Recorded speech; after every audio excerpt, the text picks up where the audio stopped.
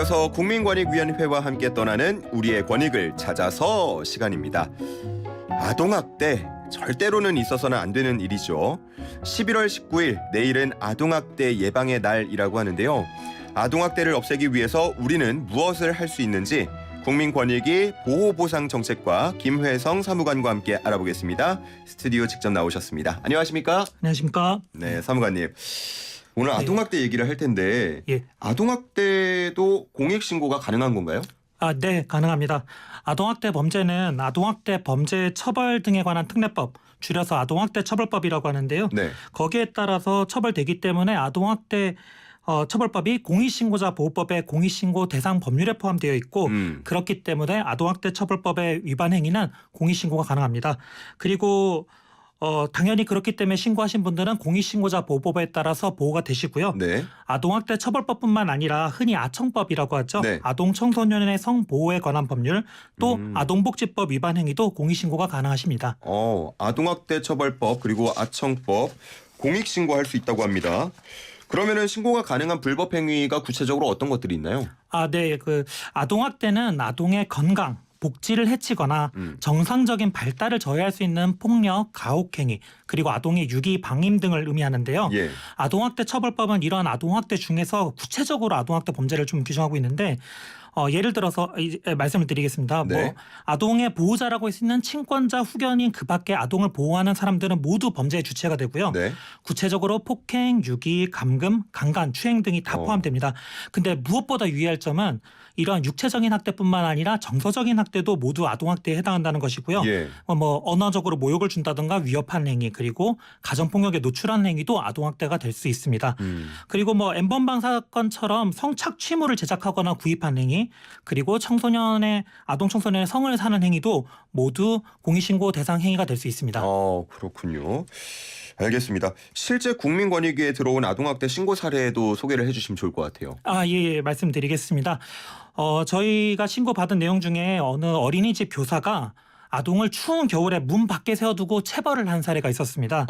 예. 신고 내용을 살펴보면 아동의 머리를 때렸다고 돼 있고요. 그다음에 강제로 밥을 먹인다든가 아니면 문 밖에서 이불도 주지 않고 재운다든가 하는 행위가 있었습니다. 그래서 권익위가 공익신고를 처리를 해서 이제 원장과 보육교사는 자격정지 등 행정처분을 받은 사례가 있습니다. 예. 아동학대 신고 사례가 많아져야 좋은 건가요? 아니면 적어져야 좋은 건가요? 가급적 적어져야 좋겠지만 이제 신고를 적극적으로 해주셔서 처리하는 과정에서 잠깐 늘어날 수 있을 텐데 저희가 적어지도록 많은 노력을 하겠습니다. 네, 꼭 그랬으면 좋겠습니다. 이 신고를 얘기할 때 함께 나오는 주체가 항상 이 신고자 보호잖아요. 신고를 하고 싶어도 뭔가 보복이 두려워서 못한다 이런 분들도 많으실 것 같은데 앞서서 그 공익신고자 보호 얘기를 잠깐 해주신 것 같아요. 그거를 조금 더 설명해 주시면 좋을 것 같습니다. 네, 말씀드리겠습니다.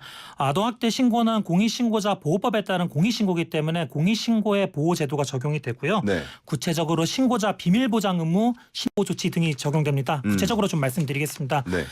먼저 아동학대를 신고하신 분이 누구인지 알려질 경우에 이제 보복을 당하실 수 있을 텐데 공익신고자 보호법은 신고자 신분 그리고 신고자임을 미루어 알 수 있는 사실을 다른 사람에게 알려준 경우 5년 이하의 징역 5천만 원 이하의 벌금이 부과 가능합니다. 그렇기 때문에 신고 처리 과정에서 신고자 신분은 철저하게 보호됩니다. 네. 그런데 만약에 정황상에 신고자 신분이 드러난 경우 예를 들어서 아동학대의 유일한 목격자가 신고를 한 경우 이런 경우가 있을 텐데요. 네. 이런 경우에는 경찰관의 집순찰이라든가 아니면 조사 시 동행과 같은 신변보호 조치를 신청하실 수 있습니다. 예.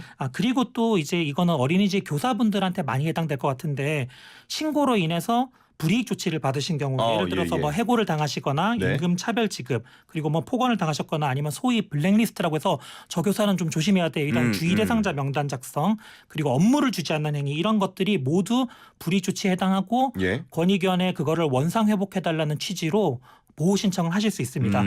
그리고 또 이제 아동학대 신고를 하시면서 정신적, 육체적 피해를 입으시는 경우에는 치료 비용도 저희가 구조금으로 지급할 수 있고요. 네, 그다음에 아동학대 범죄자를 피해서 이사를 가야겠다. 이런 경우에도 저희 공익신고자 보호법의 구조금 지급 절차에 따라서 이사 비용도 지급될 수 있습니다. 그렇군요. 굉장히 폭넓게 좀 지원이 되는 것 같은데 안심하고 신고를 할 수 있는 제도들이 많이 마련이 돼 있다고 합니다. 그러면 이런 내용을 듣고 나 생각나는 게 있어 하고 신고하고 싶으신 분들 어떻게 신고하면 되나요?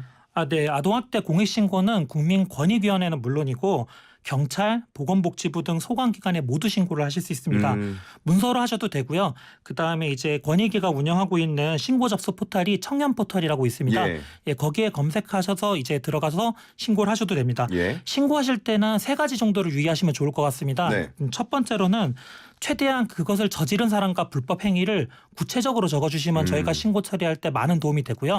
그다음에 뭐 가급적 증거도 첨부해 주시면 감사하겠습니다. 네, 그리고 허위 신고의 가능성을 없애기 위해 공익신고는 실명을 원칙으로 하고 있는데 저희가 대신에 엄격하게 신고자 신분을 보호해서 유출되지 않도록 노력하겠습니다. 알겠습니다. 자, 오늘 이렇게 얘기 함께 나눠봤습니다. 국민권익위 보호보상정책과 김혜성 사무관과 함께했습니다. 고맙습니다. 감사합니다.